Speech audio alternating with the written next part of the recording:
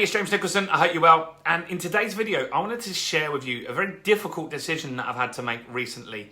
And maybe you can learn from this. Maybe you can do something similar, because sometimes you just got to do this kind of stuff. And that's when you have to fire a client. Now, I don't do this lightly, but sometimes you can attract the wrong type of person for your business. However good your customer avatar, however good your marketing is, sometimes you're going to get someone that just drains you, right? And when I started out in business, I would have just kept trying to please that customer, kept bending over backwards, kept offering more to keep them as a client.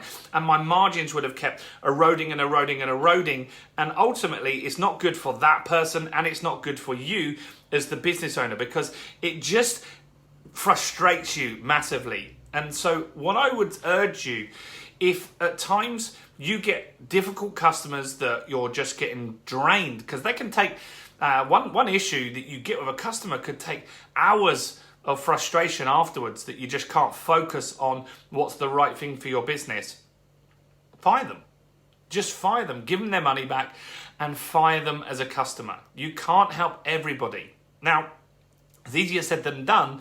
And so when you run the business accelerator methodology and you've got enough clients, two things are going to happen. One, you're not going to be desperate for business. That's important, right?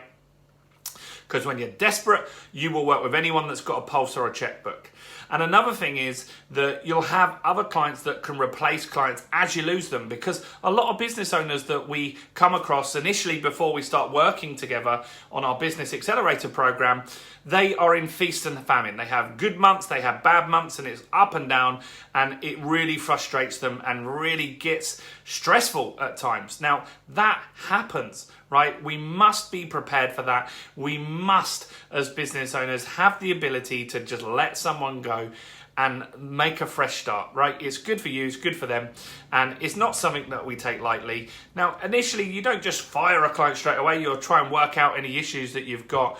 But if they have expectations for stuff that are higher than what you're willing to go to, and they will just keep going at you to get more and more and more from you, let them go. It's absolutely a great relief when you're able to do that. So my suggestion to you is, if you get a difficult customer, fire them. They'll be shocked, and you will have a good day and be able to focus on what you need to do next. Anyway, if you found this useful, give me a like, comment below if you ever fired a client, subscribe to this channel as well, and hit the bell, because this channel has got so much great content on growing and scaling a business and taking you to the next level. That's it from me. I'll see you guys very soon. Bye for now.